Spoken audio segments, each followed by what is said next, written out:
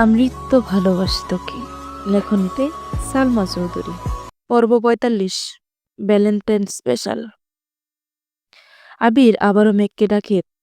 ততক্ষণে মেঘ রুম থেকে বেরিয়ে পড়েছে। মাথা ব্যথা বয়। মেঘের চিন্তা আবিরের মনটা খুঁতখুত করছে, অস্থির লাগছে। আবির যে নিজের সর্বশক্তি দিয়ে মেঘকে সর্বক্ষণ আগলে রাখে, তা কি অষ্টাদশী জানে? মেঘকে অতি সামান্য কারণেও কেউ ধমক দিলে আবিরের পায়ের রক্ত মাথায় উঠে যায়। এ অবস্থায় নিজেকে নিয়ন্ত্রণ করা সম্ভব হবে না বলে মেঘকে আগে থেকে সাবধানে রাখে। মেঘের সারা শব্দ নেই। আবির বুঝতে পারে মেঘকে থামানো সম্ভব না।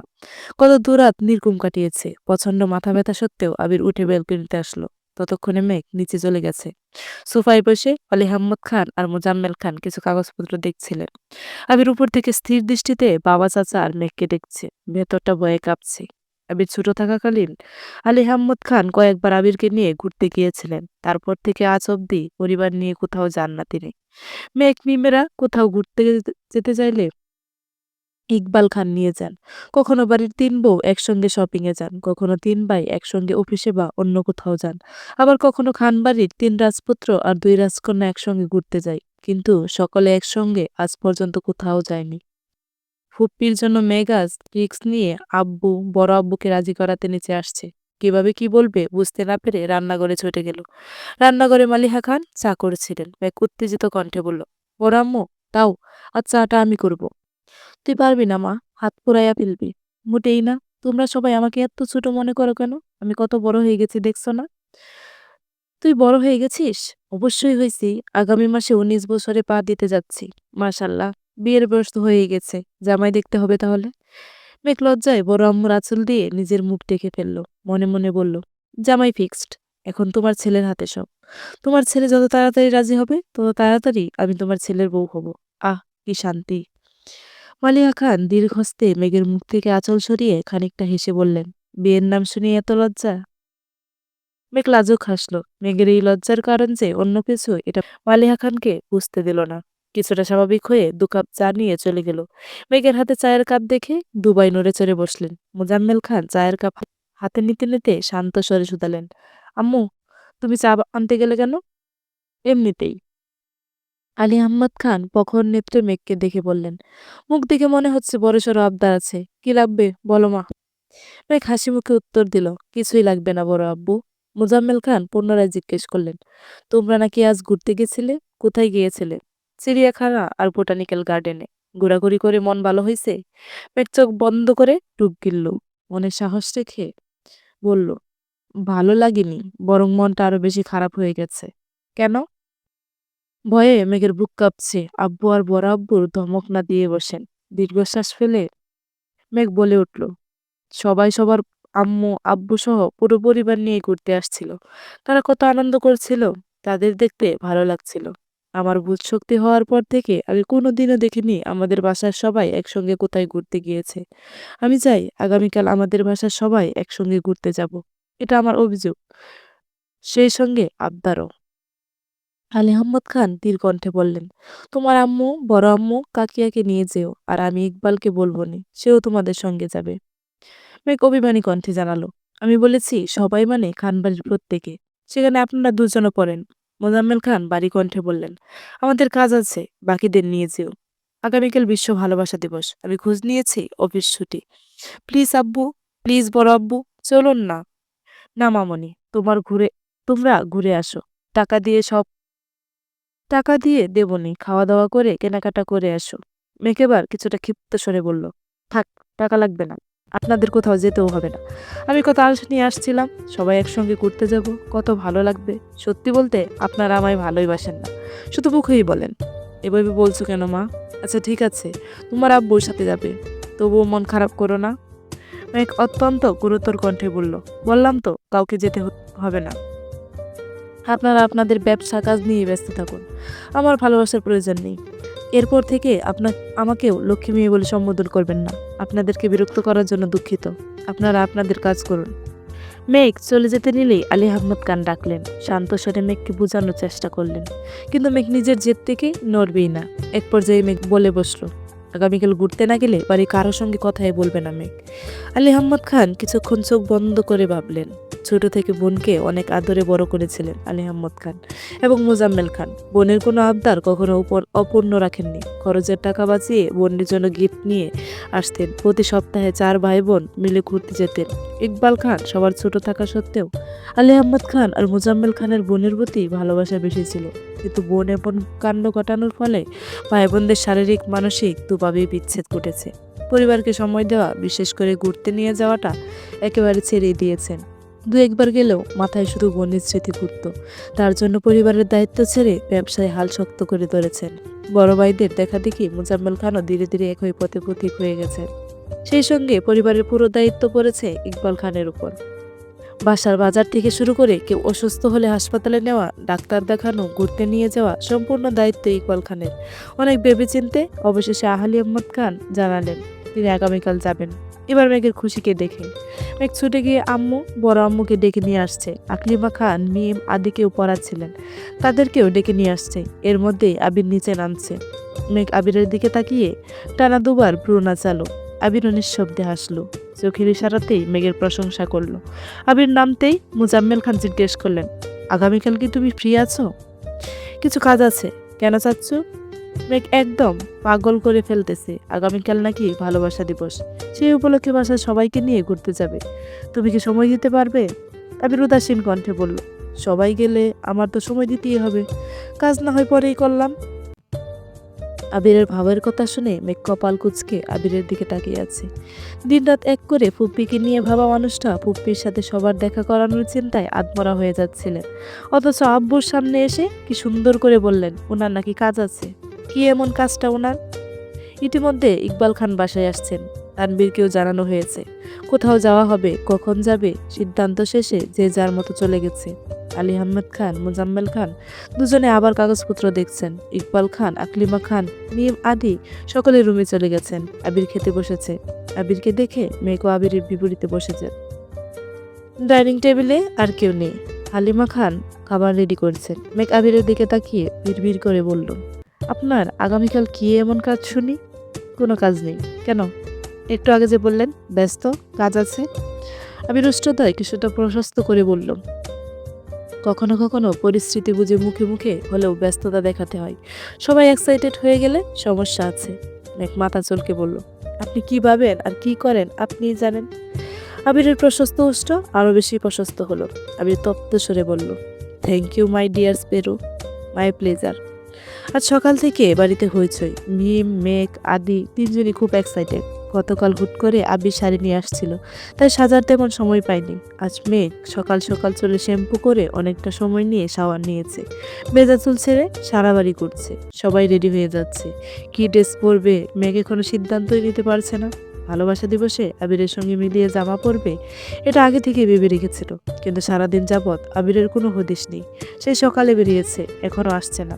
সবার বলা বলিতে মেঘ রেডি হতে চলে গেছে। মেঘ লাল রঙের একটা গাউন পরেছে। চুলগুলো বেনি করে সামনের দিকে রেখেছে। এক হাতে ঘড়ি আর এক হাতে আবিরের দেওয়া কাচের চুড়ি থেকে এক সেট লাল রঙের চুড়ি পরেছে।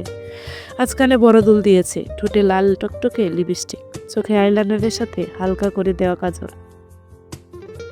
আগে মেঘ গাঢ় করে কাজল দিত, কিন্তু আবিরের বইয়ে এখন কাজল দেওয়া ছেড়েই দিয়েছে। হঠাৎ হঠাৎ হালকা করে একটু দেই। মেঘ রেডি হয়ে সোফায় বসে ফোন চাপছিলেন। এর মধ্যেই আবির বাসায় আসছে। আর চোখে মেঘকে খানিক দেখে দ্রুত রুমে চলে গেছে। 20 মিনিটের মধ্যে শাওয়ার নিয়ে একেবারে রেডি হয়ে নিচে নামছে। আজকেও পাঞ্জাবি পরেছে। আবিরের পাঞ্জাবিটা বেশ অনেকটা রঙের কম্বিনেশনে তৈরি, তবে সেটাতে লাল রং একটু বেশিই বাসছে। মেঘের ইচ্ছে পূরণ হয়েছে দেখে মাথা নিচু করে মুচকি হাসলো। আবির বাসা থেকে বেরিয়ে যাচ্ছে। পিছন পিছন মেঘও ছুটল। মেঘকে ছুটতে দেখে আবির থমকে দাঁড়ালো। মেঘ কাছে আসতে শান্ত স্বরে বলল, এখানে একদম শান্ত থাকবি, ওখানে একদম শান্ত থাকবি। ফুপ্পিকে তুই চিনিস না, আর আজকের জন্য জান্নাত আবুকেও চিনিস না। ওদের দেখে উত্তেজিত হয়ে জড়িয়ে ধরতে যাবি না, মনে থাকবে?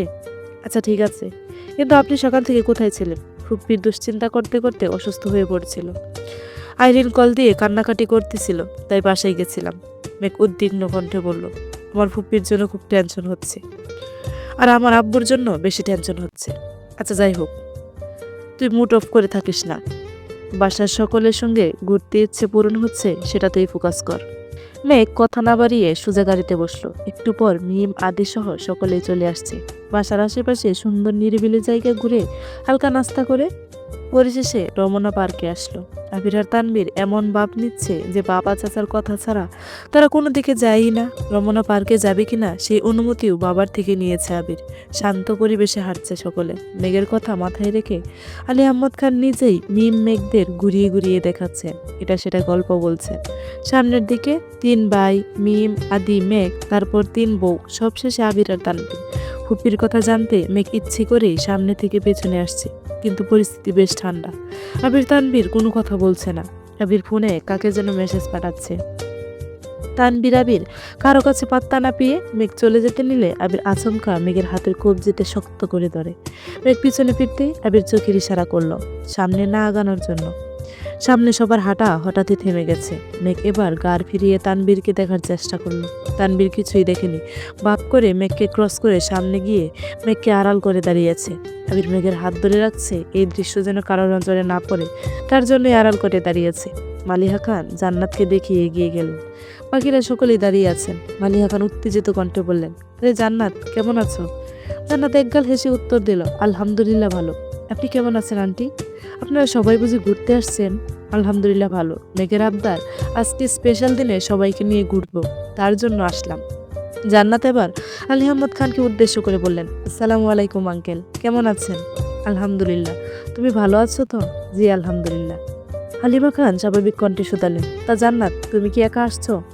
জান্নাত হাসি মুখে বলল, না, বলে গাড় ফিরিয়ে তাকে গাছের নিচে বসা মহিলার দিকে তাকালো। মালিহা খান কিছুটা পিছিয়ে আলী আহমদ খানের কাছাকাছি এসে আস্তে করে বললেন, উনি মনে হয় জান্নাতের আম্মু।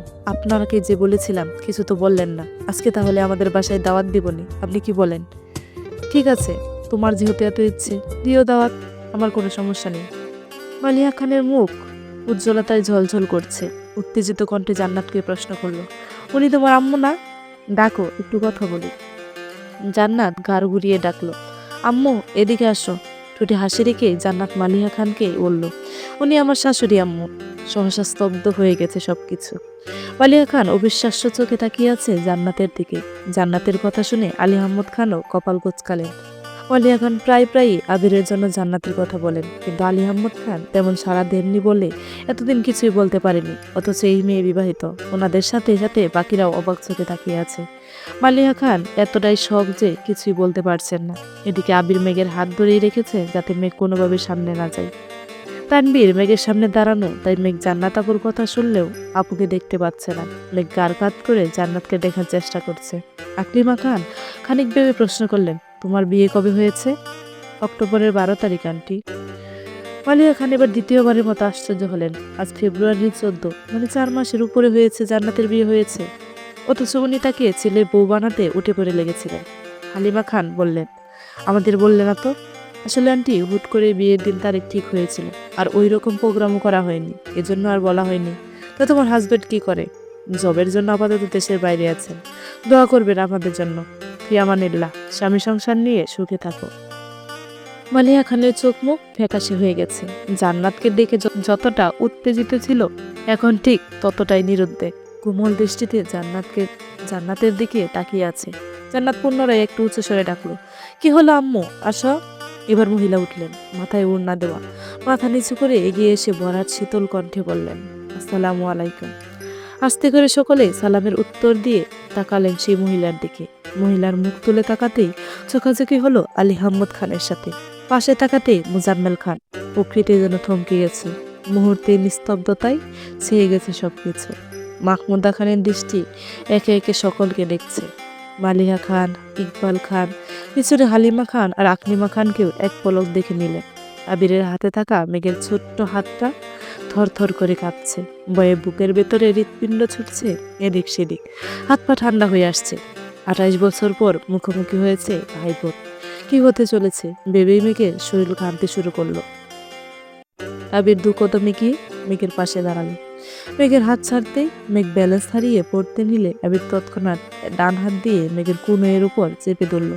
মেঘ আর চোখে আবিরের দিকে তাকাতে আবির মলিন হেসে প্রখর তপ্তস্বরে বলল, হেই রিল্যাক্স, কিচ্ছু হয়নি। মেঘ শীতল চোখে আবিরের মুখের পানে তাকিয়ে আছে।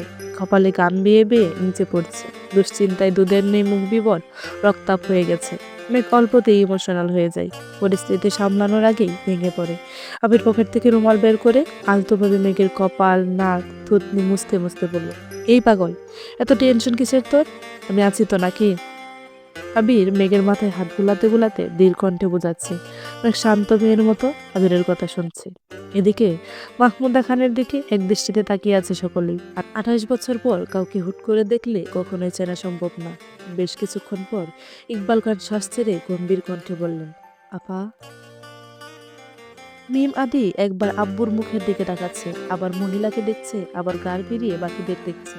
হালিমা খান, আকলিমা খান মাহমুদা খানকে বাস্তবে দেখেনি, দু একবার শুধু ছবি দেখেছিলেন, তাই তেমন চিনেন না। মুজাম্মেল খান ভারী কণ্ঠে বললেন, তুই? মালিয়া খান এখনো নিশ্চুপ। জান্নাতের বিষয়টাতে এখনো স্বাভাবিক হতে পারছেন না। তার উপর এত বছর পর ননদের সাথে দেখা, সবকিছু মাথার উপর দিয়ে যাচ্ছে ওনার। এদিকে আলী আহমদ খানও পাথরের ন্যায় দাঁড়িয়ে আছে। মিমার আদি দুজনে বেশ কিছুক্ষণ মুখ চাওয়াচাওয়ি করে অবশেষে আব্বুকে প্রশ্ন করলেন, আব্বু, উনি কে? ইকবাল খান উত্তর দিতে পারছেন না। নিজের সন্তানের সামনে বোনকে কি বলে পরিচয় দিবেন সেটাও বুঝতে পারছেন না। ইকবাল খান অসহায়ের মতো তাকিয়ে আছেন মোজাম্মেল খানের দিকে। মিম একবার প্রশ্ন করে থেমে গেলেও আদি বারবার প্রশ্ন করেই যাচ্ছে। কেউ কোনো উত্তর দিচ্ছেন না। দীর্ঘ নীরবতা ভেঙে মাহমুদা খান জিজ্ঞেস করলেন, কেমন আছো ভাইজান? একমাত্র বোনের মুখে ভাইজান ডাক শুনে আলী আহমদ খানের বুকটা কেঁপে উঠল। ডুব গিলে অনুক্ত স্বরে বললেন, আলহামদুলিল্লাহ। স্নিগ্ধ শীতল পরিবেশ, পাখিদের কিচিরমিচির শব্দ ব্যতীত আর কোনো শব্দ নেই। কেউ কোনো কথা বলছে না, আবার জায়গা থেকে নড়ছেও না। আদি কিছুক্ষণ থেমে থেমে আবার প্রশ্ন করে।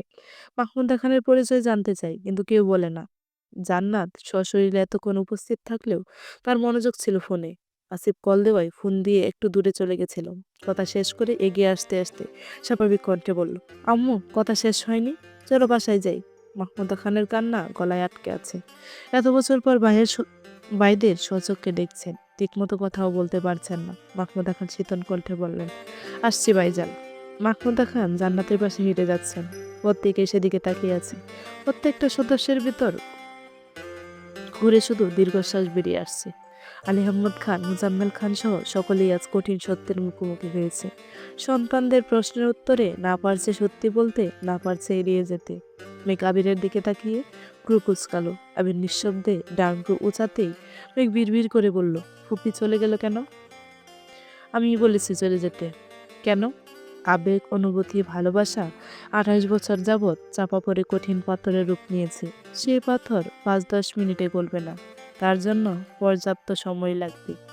স্তব্ধ পরিবেশ স্তব্ধ রেখেই সকলে বাসায় ফিরে আসছে। কারো মুখে কোনো কথা নেই। বাসায় আজ রান্না নেই, খাওয়া দাওয়া নেই। মিমাদিও আজ তাড়াতাড়ি ঘুমিয়ে পড়েছে। 3 বউ রান্নাঘরে দাঁড়িয়ে ঘণ্টাখানেক আলোচনা করছেন। 3 ভাইয়ের মনে কি চলছে কে জানে। 3 জনে 3 রুমে বসে আছেন, কি ভাবছে কে জানে। তানভীর বাসায় ফিরে আবার বেরিয়েছে। টুকিটাকি কাজ ছিল, সেগুলো শেষ করে বন্যাদের এলাকায় আসছে, কিন্তু বন্যার কোনো হদিশ নেই। আজকে স্পেশাল দিনে বন্যার দেখা পাবে না ভাবতে ভেতরটা মুচড় দিয়ে ওঠে। সন্ধ্যার হয়ে গেছে, বন্যা বের হওয়ার কোনো সম্ভাবনা নেই, কিন্তু তানভীরের মন যেতেও চাইছে। প্রায় 1 ঘন্টা অপেক্ষার পর তানভীর বন্যাকে কল দিল। বন্যা কল রিসিভ করতেই তানভীর বলল, এই মেয়ে, কোথায় আছো? তানভীরের ধমকের স্বরে বলা কথাতে বন্যা না চাইতেও কেঁপে ওঠে। সদ্য ঘুম থেকে ওঠা মেয়েটা নরম স্বরে উত্তর দিল, বাসায়। কেন? আমি তোমাদের বাসার গলির সামনে দাঁড়িয়ে আছি, তাড়াতাড়ি আসো। মানে? আসতে বলছি, আসো। বলেই তানভীর কল কেটে দিয়েছে। বন্যা শোয়া থেকে উঠে বসে ফোনের নাম্বারটা আবারও চেক করি। সত্যি সত্যি তানভীর ভাই, কিন্তু উনি হঠাৎ এখানে এসে কল কেন দিবেন, এটাই ভেবে পাচ্ছে না বন্যা। চোখে মুখে অল্প কিছু পানি ছিটিয়ে টাওয়েল দিয়ে মুখ মুছতে মুছতে কিছুটা ছুটে গেল নিচে। সদ্য ঘুম থেকে ওঠাই চুলের অবস্থা নাজেহাল, কিন্তু আচরানোর সময় নেই। নিচে বন্যার ভাই টিভি দেখছিল। বন্যাকে ছুটতে থেকে শুধাই, ছোট আপু, পাগলের মতো কোথায় যাচ্ছিস? সামনেই। কি হয়েছে আমায় বল। কিছু হয়নি, তুই টিভি দেখ। বলে বন্যা দৌড়ে বেরিয়ে গেল। গলির ঠিক সামনেই তানভীর দাঁড়িয়ে আছে। তানভীরকে দেখা মাত্রই দৌড়ে গতি কমে গেছে, ধীরগতিতে এগিয়ে গেল। গলায় ওড়না পেঁচানো, চুল অগোছালো, মুখ মলিন হয়ে আছে। তানভীর কপাল গুটিয়ে সূক্ষ্ম নেত্রে বন্যাকে নিরীক্ষণ করলো। বন্যা কিছু বলার আগে তানভীর ভারী কণ্ঠে বলল, সন্ধ্যাবেলা চুল ছেড়ে বের হয়েছে কেন?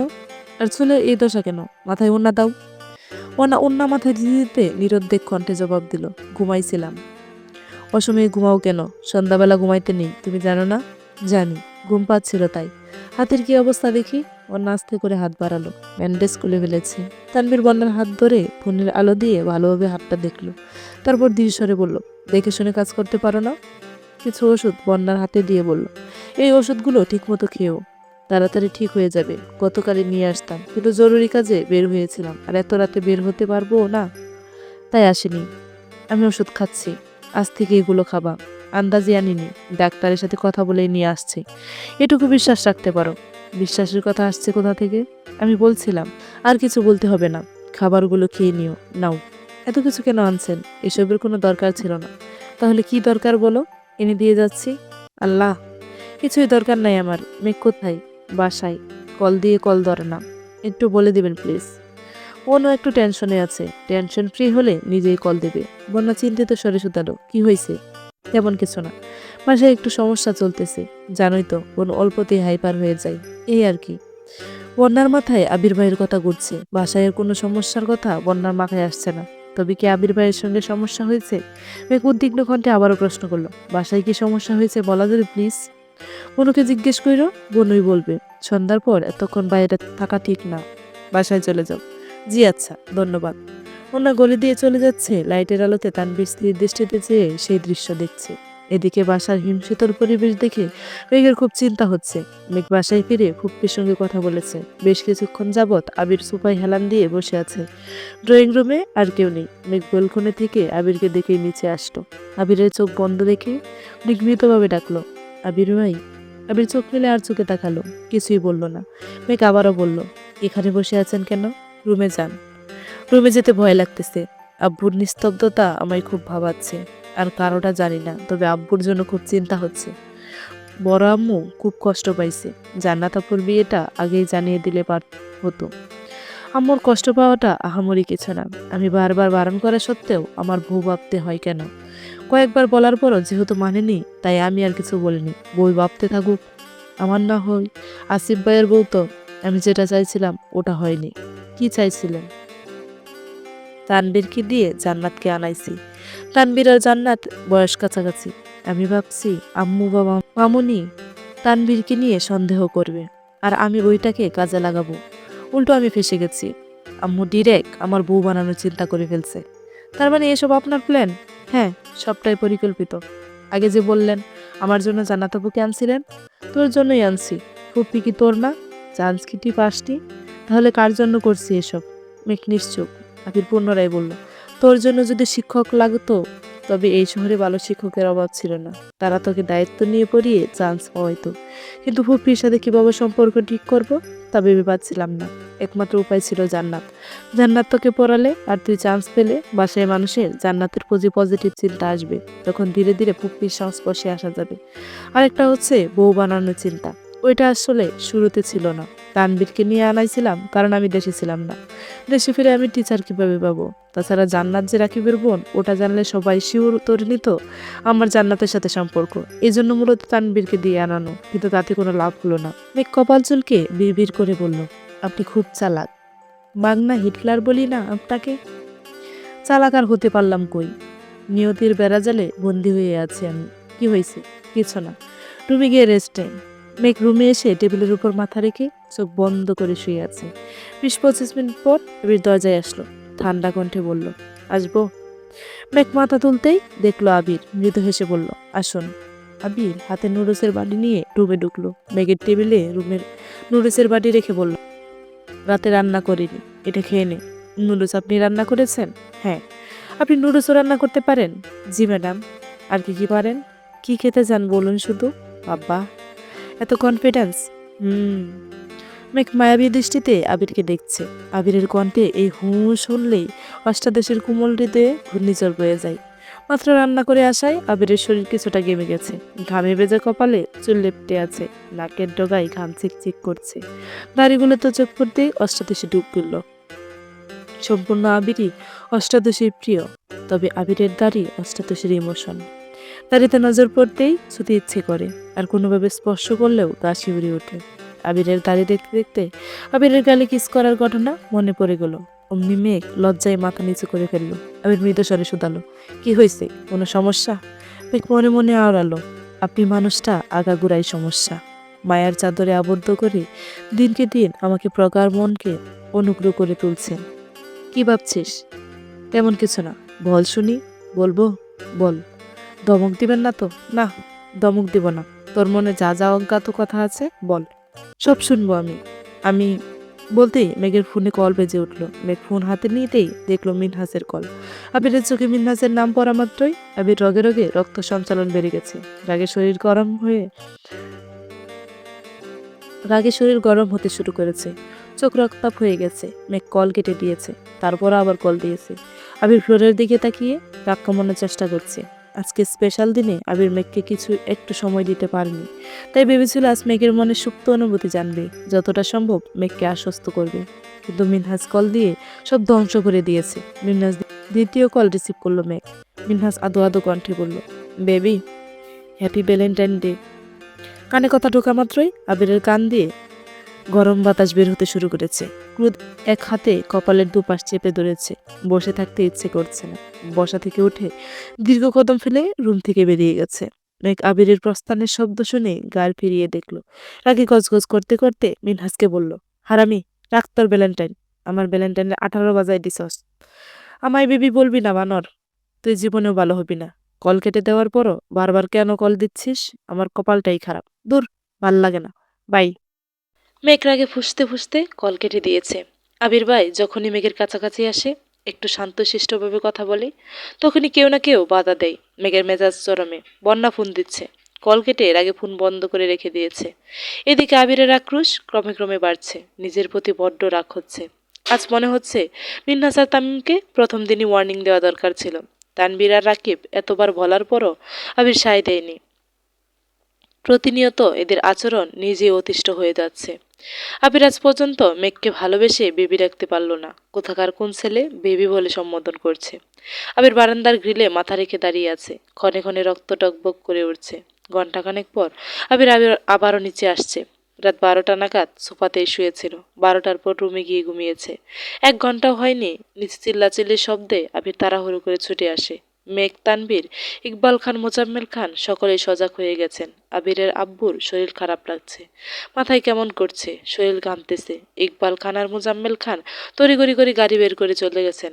মালিহা খানের কান্না বাকি দুজনকে থামাতে পারছে না। হাসপাতালে যেতে যাচ্ছেন। আবির বুঝিয়ে শুনিয়ে মাকে রেখে গেছেন। আবির আর তানবীর আলী আহমদ খানকে বের করেছেন। এদিকে মেঘকে অজরে কাঁদতে বড় আব্বুর সঙ্গেও নিতে হবে। ঘরের মায়ের কান্না থামাতে পারছে না। এদিকে মেঘ মেন গেট পেরিয়ে বাইরে এসে কেঁদেই যাচ্ছে। প্রায় রাত 2টা বাজতেছে। আবির কয়েকবার মেঘকে ভেতরে যেতে বলছে, কিন্তু মেঘ জায়গা থেকে নড়ছে না। বাধ্য হয়ে আবির এসে মেঘের 2 চোখ মুছে 2 গালে হাত রেখে গুরুতর কণ্ঠে বলল, কান্না করিস না প্লিজ। আব্বুর কিচ্ছু হয়নি। মনে হচ্ছে অতিরিক্ত দুশ্চিন্তায় প্রেশার বেড়েছে। তোরা সবাই যদি এভাবে কান্না করিস, আমি কিভাবে সবকিছু সামলাবো বল? তুই আম্মুর কাছে যা প্লিজ। আম্মুকে শান্ত করে ওষুধ খাইয়ে দিস, আর আম্মুর কাছেই থাকিস। মেঘ কাঁদো কাঁদো গলায় বলল, ঠিক আছে, চলবে। এ পর্যন্ত ছিল অমৃত ভালোবাসি তোকে পর্ব 45। পরবর্তী পর্বগুলো খুব দ্রুত আসছে। সবাই ভালো থাকবেন, সুস্থ থাকবেন। আল্লাহ হাফেজ।